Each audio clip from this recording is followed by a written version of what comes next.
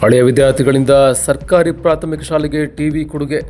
ಹೌದು, ಸಾಲಿಗ್ರಾಮ ತಾಲೂಕಿನ ದಡದಳ್ಳಿ ಗ್ರಾಮದ ಸರ್ಕಾರಿ ಪ್ರಾಥಮಿಕ ಪಾಠಶಾಲೆಯಲ್ಲಿ ಕಲಿತು ಸರ್ಕಾರಿ ಉದ್ಯೋಗದಲ್ಲಿರುವ ಹಳೆಯ ವಿದ್ಯಾರ್ಥಿಗಳು ಹಾಗೂ ಗ್ರಾಮಸ್ಥರ ಸಹಕಾರದಿಂದ ಸುಮಾರು 35,000 ರೂಪಾಯಿಗೂ ಅಧಿಕ ವೆಚ್ಚದಲ್ಲಿ ಸ್ಮಾರ್ಟ್ ಕ್ಲಾಸ್ ಮೂಲಕ ಮಕ್ಕಳಿಗೆ ಪಾಠ ಪ್ರವಚನ ಮಾಡಲು ಅನುಕೂಲ ಮಾಡಿಕೊಡಬೇಕಿದ್ದು ಟಿವಿಯನ್ನು ಕೊಡುಗೆಯಾಗಿ ನೀಡಲಾಗಿದೆ.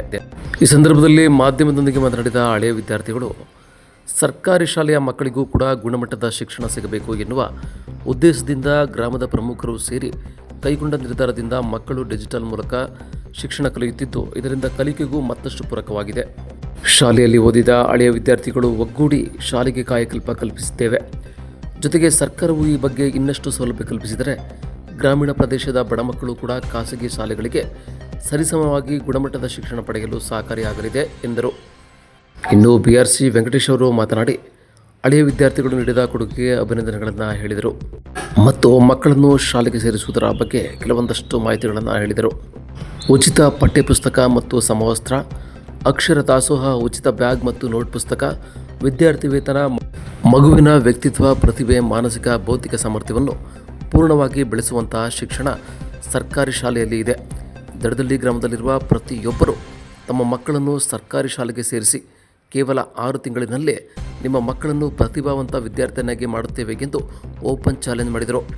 ಗ್ರಾಮ ಪಂಚಾಯತಿ ಅಧ್ಯಕ್ಷೆ ಪ್ರೇಮಸ್ವಾಮಿ, ನಟರಾಜ್, ರವಿ, ECO ಕುಸುಮ, CRP ಮಹೇಶ್, SDMC ಅಧ್ಯಕ್ಷೆ ಅನುಸೂಯ, BRP ಸುಬ್ಬುರಾಮನ್, ಮುಖ್ಯ ಶಿಕ್ಷಕಿ ಅಸಂತ ಮೇರಿ, ಮಂಜು ನಾಯಕ್, ಶಿವಮೂರ್ತಿ, ರಾಜಯ್ಯ, ಪರಮೇಶ್, ಷಡಾಕ್ಷರಿ, ಪ್ರಿಯಾಪಟ್ಟಣ, CRP ನಾಗೇಶ್, ಮಾಜಿ BRP ಶ್ರೀನಿಧಿ, ದಡದಳ್ಳಿ ಗ್ರಾಮದ ಜಗದೀಶ್, ಸ್ವಾಮಿ, ಲೋಹಿತ್, ಪ್ರೀತಮ್ ಸೇರಿದಂತೆ ಗ್ರಾಮಸ್ಥರು ಹಾಜರಿದ್ದರು.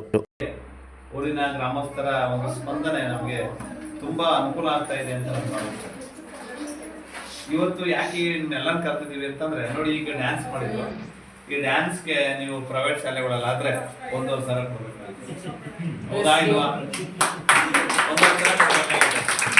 ಫುಲ್ ಡೇ ಮಾಡ್ತೀವಿ ಅಂತೇಳಿ 1,500 ಇಸ್ಕೊಳ್ತಾ ಇದ್ದಾರೆ. ಆದ್ರೆ ನಾವು ಆ ಥರದ್ದು ಯಾವುದೂ ಇಲ್ಲ. ನಮ್ಮ ಉದ್ದೇಶ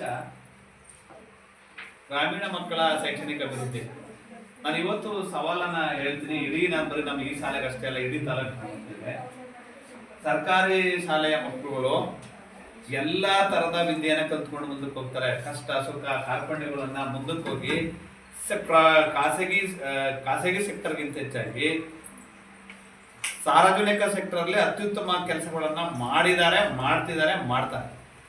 ಅವ್ರು ಯಾರು ನಮ್ಮಲ್ಲಿ ಖಾಸಗಿ ಹೋದವರು ಯಾವುದೋ ಕಂಪನಿ ಕೂತ್ಕೊಂಡು ಕೆಲಸ ಮಾಡ್ಬೋದು, ಆದ್ರೆ ಗ್ರಾಮೀಣ ಪ್ರದೇಶದ ಒಳಗಡೆ ಕ್ಷೇತ್ರವಾರು ಕೆಲಸವನ್ನ ಮಾಡ್ತಿರುವಂತ ಎಲ್ಲ ಮಕ್ಕಳು ಜನರು ನೋಡಿದಾಗ, ಅಧಿಕಾರಿಗಳು ನೋಡಿದಾಗ, ಅವರು ಈ ತರದ ಸರ್ಕಾರಿ ಶಾಲೆಗೆ ಓದಿರುವಂತ ಮಕ್ಕಳುಗಳೇ ಪ್ರಮಾಣ ನೀವು ನೋಡಿಬೇಕಾಗ್ತದೆ. ಪಂಚಾಯತಿ PDO ನೋಡಿ, ಅಲ್ಲಿಯ ಇವ್ರು ನೋಡಿ, IAS ಅಧಿಕಾರಿಗಳು ನೋಡಿ, KS ಅಧಿಕಾರಿಗಳು ಪಟ್ಟಿ ಮಾಡಿ ನಾನಿಲ್ಲಿ ತಿಳುವಳಿಕೆ ಉಳ್ಳವರು ಹೇಳ್ತಾ ಇದ್ದೀನಿ. ಅವರಲ್ಲಿ 70-80% ಗ್ರಾಮೀಣ ಪ್ರದೇಶದ ಸರ್ಕಾರಿ ಶಾಲೆಯ ಓದಿರುವಂತ ಮಕ್ಕಳುಗಳು.